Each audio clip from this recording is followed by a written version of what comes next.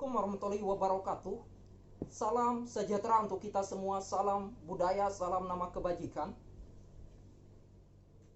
Kami kelompok 1 berterima kasih kepada Bapak Dr. Andes Kasbul dan Bapak Muhammad Arsad atas sebagai dosen pengampu dalam mata kuliah fisiologi hewan. Dan kami di sini dari kelompok pertama akan membahas masalah permeabilitas dan transport. Permeabilitas membran. Permeabilitas adalah sifat membran yang memungkinkan adanya pergerakan menyeberangi membran. Kemudian membran berperan sebagai jalur lalu lintas sejumlah substansi masuk dan keluar sel. Kemudian faktor yang mempengaruhi permeabilitas membran itu ada 3 macam. Yang pertama adalah ukuran sel, kelarutan dalam lemak, dan yang ketiga adalah muatan ion. Kemudian aktivitas membran sel. Secara struktural, sel memiliki membran plasma yang berfungsi sebagai pembatas antara komponen luar sel dan komponen dalam sel. Membran sel adalah fitur universal yang dimiliki oleh semua jenis sel berupa lapisan antarmuka yang disebut membran plasma yang memisahkan sel dengan lingkungan di luar sel, terutama untuk melindungi inti sel dan sistem keberlangsungan hidup yang bekerja di dalam sitoplasma. Kemudian fungsi membran sel, yang pertama adalah fungsi membran sebagai penghalang fisik. Membran sel penting karena memisahkan dan melindungi sel dari lingkungannya. Hal ini memungkinkan kondisi intraseluler menjadi sangat berbeda dengan kondisi ekstraseluler. Sebagai contoh, sel-sel saraf dalam tubuh Anda akan mempertahankan konsentrasi tinggi kalium di bagian dalam, di luar dalam cairan ekstraseluler. Ada sangat sedikit kalium dan banyak sodium. Perbedaan konsentrasi ini mutlak dan diperlukan untuk fungsi sel-sel saraf yang mungkin sinyal atau input sarafnya itu terdesak gitu. Kemudian yang kedua adalah fungsi membran sebagai selective permeable. Suatu struktur membran sel dan bersifat seperti memiliki daerah luar hidrofilik dan daerah bagian yang hidrofobik atau dikatakan sebagai daerah yang takut air, mencegah banyak zat yang memiliki atau meninggalkan sel. Ini bagus karena itu berarti bahwa bahan-bahan yang tidak diinginkan tidak sengaja masuk ke dalam sel. Namun, banyak bahan seperti glukosa nutrisi yang perlu untuk menyeberangi membran sel. Selain itu,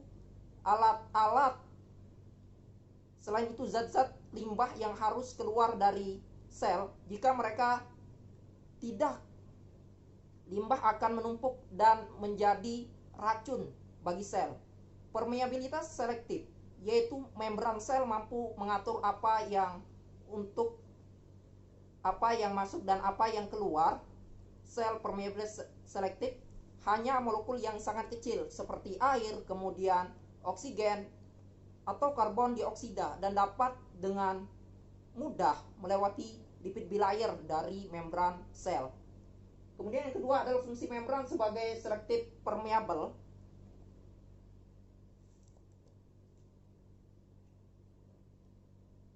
Adalah mengontrol apa yang masuk dan keluar dari sel, dan beberapa molekul yang dapat melalui membran sel untuk memasuki dan meninggalkan sel, tetapi beberapa tidak bisa. Oleh karena itu, sel itu tidak sepenuhnya permeable.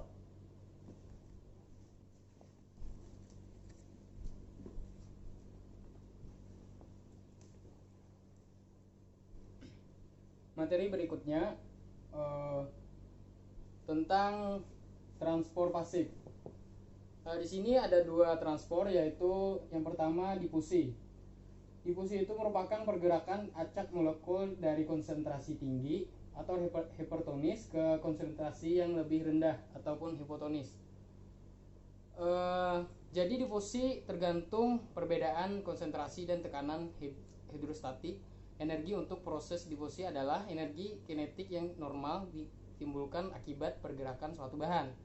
Ada beberapa faktor yang mempengaruhi kecepatan difusi, yaitu ukuran partikel, ketebalan membran, luas suatu area, jarak, dan suhu. Semakin kecil ukuran partikel, semakin cepat partikel itu akan bergerak sehingga kecepatan difusi semakin tinggi. Yang kedua yaitu osmosis. Osmosis merupakan difusi air melalui selaput semi permeabel. Air akan bergerak dari daerah yang mempunyai konsentrasi larutan rendah ke daerah yang mempunyai konsentrasi larutan yang tinggi. Osmosis adalah bergeraknya molekul air melalui membran semi permeabel atau selektif permeabel, seluruh membran sel dan kapiler permeabel terhadap air, sehingga tekanan osmotik cairan tubuh di seluruh bagian tubuh sama. Mekanisme osmosis yang terjadi pada sel hewan dapat dilihat jika konsentrasi zat pelarut di dalam sel rendah dari konsentrasi zat pelarut di luar sel, atau sel dalam keadaan hipotonis.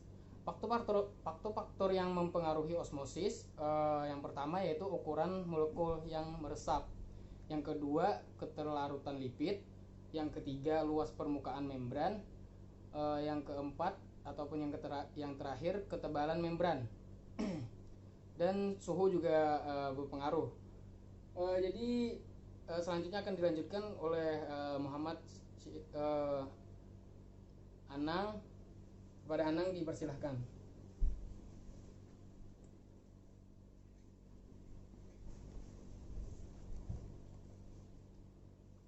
Kemudian di sini saya akan melanjutkan penjelasan masalah pompa natrium kalium.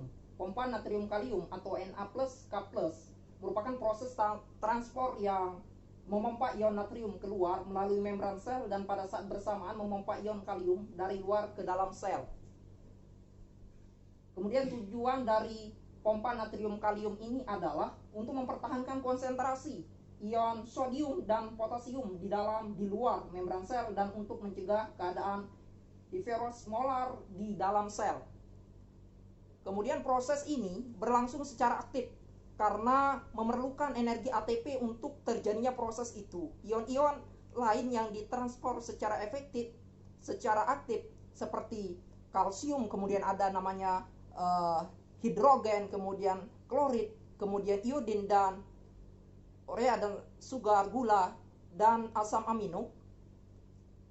Kemudian subunit alfa mempunyai 3 tempat spesifik untuk berfungsinya pompa itu, yaitu satunya itu 3 reseptor sit untuk tempat berikatannya ion sodium yang terletak di sini sebelah dalam dan membran sel. Yang kedua adalah 2 reseptor sit untuk tempat berikatan ion potasium yang terletak di sisi luar membran sel. Dan yang ketiga adalah pada sisi dekat reseptor sit ion sodium terdapat tempat aktivitas ATP. Kemudian ion K+ itu sangat penting sekali gitu ya, untuk mempertahankan kegiatan listrik di dalam sel saraf dan memacu transport aktif zat-zat lain, meskipun ion Na+ dan K+ dapat melewati membran karena kebutuhan akan ion K+ sangat tinggi.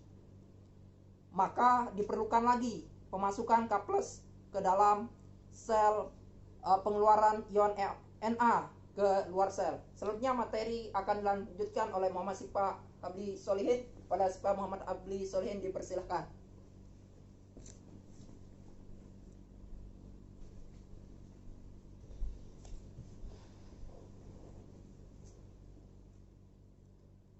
Baik, materi selanjutnya yaitu mengenai endositosis dan eksositosis. Endositosis di sini artinya merupakan pemasukan zat ke dalam sel. Endositosis merupakan suatu proses menangkap zat atau partikel dari luar dengan cara melalap menggunakan membran sel.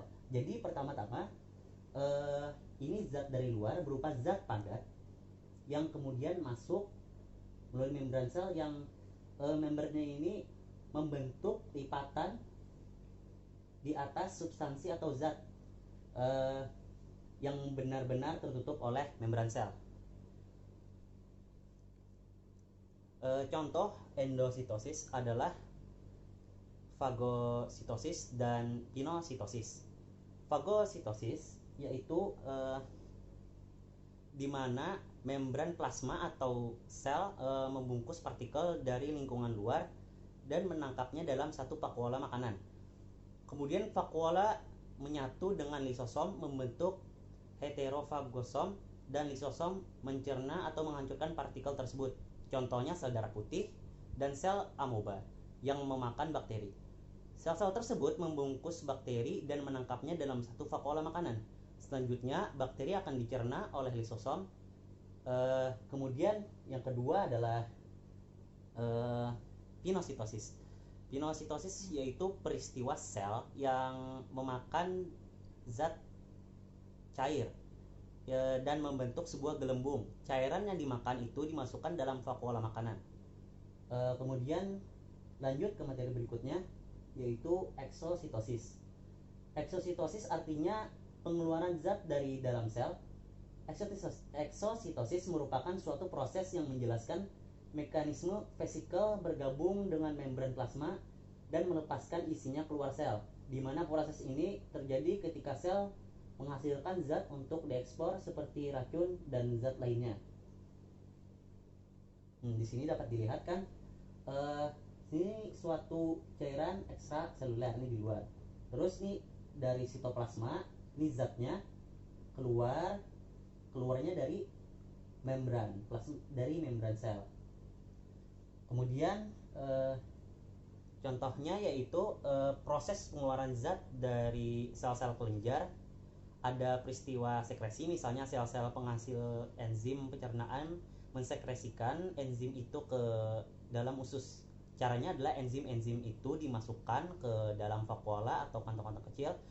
Vakuola itu menuju tepi sel dan membrannya membuka dan mengeluarkan enzim-enzim tersebut dari sel. Proses pengeluaran enzim ini memerlukan energi sel. Tanpa energi, sel tidak akan mampu mengeluarkannya.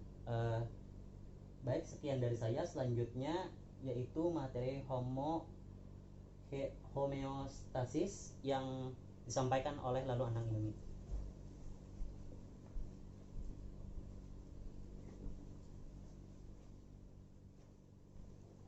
Ya, baiklah, saya akan melanjutkan di sini pengertian homeostatis. Ya, homeostatis berasal dari bahasa Yunani, yaitu homeo yang berarti sama dan stasis yang berarti mempertahankan keadaan.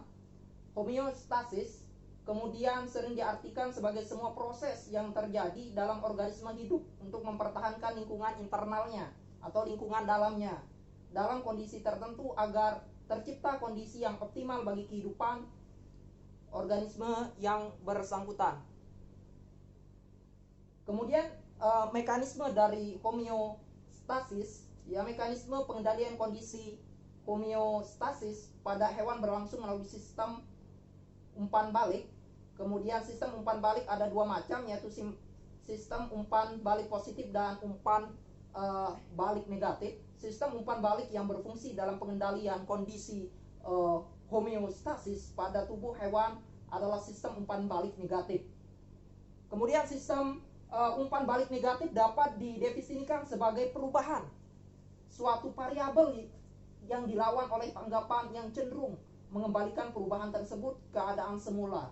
Contoh peristiwa yang terjadi pada burung, kemudian mamalia pada waktu mempertahankan suhu tubuhnya supaya tetap konstan atau stabil gitu. Sedangkan sistem umpan balik positif, perubahan awal suatu variabel akan menghasilkan perubahan yang semakin besar. Misalnya proses pembekuan darah. Kemudian komponen penyusun umpan balik ini akan disampaikan oleh Muhammad Sifah Habli Solihin. Kepada Muhammad Sifah Habli Solihin dipersilahkan.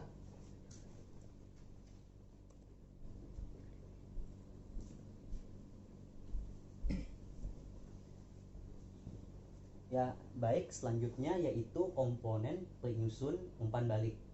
Jadi sistem umpan balik ini tersusun atas 3 komponen utama, yaitu reseptor, pusat integrasi, dan efektor.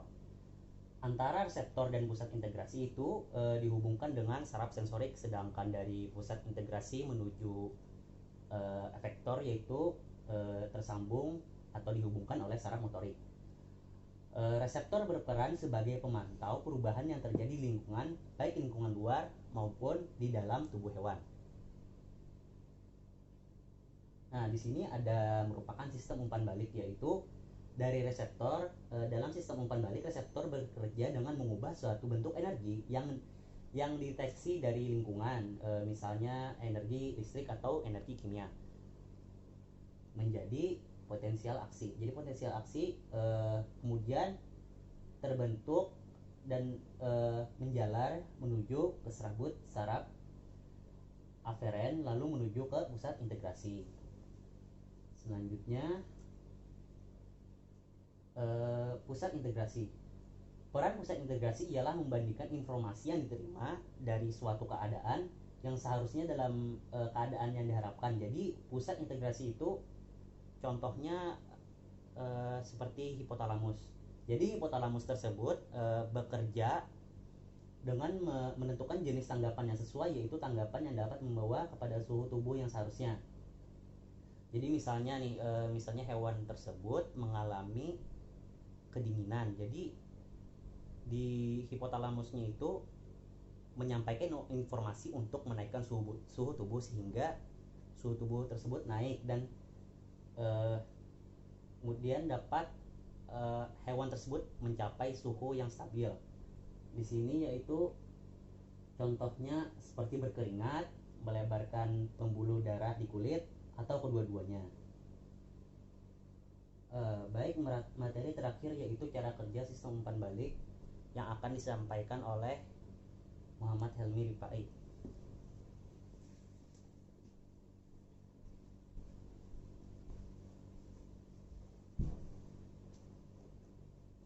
Materi berikutnya yaitu tentang cara sistem umpan balik negatif. Yang pertama, sistem umpan balik negatif diperlukan untuk menjaga keseimbangan homeostatis atau homeostasis. Sistem umpan balik negatif diperlukan untuk menjaga keseimbangan homeostasis. Keseimbangan homeostasis itu merupakan proses atau mekanisme dari tubuh untuk menjaga agar pemasukan input itu seimbang dengan pengeluaran ataupun output, agar sistem tubuh tetap normal. Nah, kenapa yang diperlukan untuk menjaga keseimbangan homeostasis itu adalah sistem umpan balik negatif, bukannya yang positif? Kita contohkan saja dengan sistem termoregulasi atau pengaturan panas pada tubuh. Nah, apabila yang bekerja itu adalah sistem balik positif, maka suhu tubuh yang panas itu akan menjadi semakin panas, dikarenakan sistem umpan balik positif itu prinsipnya berbanding lurus. Beda halnya kalau sistem umpan balik negatif yang bekerja dengan berbanding terbalik. Apabila suhu badan panas, maka otak akan merespon dan menurunkan suhu tubuh sehingga suhu tubuh akan menjadi normal. Pemeliharaan kondisi homeostasis berlangsung dengan mekanisme umpan balik negatif baik secara fisiologis maupun non fisiologis. Secara fisiologis itu disebut dengan feed forward. Feed forward ini merupakan aktivitas antisipasi untuk meminimalis kerusakan sebelum kerusakan itu terjadi. Contohnya saja pada saat makan dan minum secara bersamaan. Nah, pada saat makan, osmolaritas dalam tubuh kita itu akan meningkat yang menyebabkan kehilangan air dalam cairan tubuh. Apabila tidak dipenuhi cairan, tubuh kita akan terjadi dehidrasi. Itulah kenapa banyak hewan yang makan dan minum air secara bersamaan. Sedangkan mekanisme pengendalian kondisi homeostatis secara non fisiologis adalah disebut homeostasis equilibrium. Biasanya dilakukan oleh hewan akuatis yang hidupnya di dalam air yang luas. Nah, air yang luas itu temperaturnya berubahnya itu sangatlah kecil kemungkinannya. Jadi sehingga hewan yang berada di dalam air tersebut suhu dalam tubuhnya itu cenderung stabil, tidak seperti pada daratan yang suhunya bisa berubah-ubah. Sampai di sini dulu presentasi dari kelompok 1. Saya berterima kasih. Wassalamualaikum warahmatullahi wabarakatuh.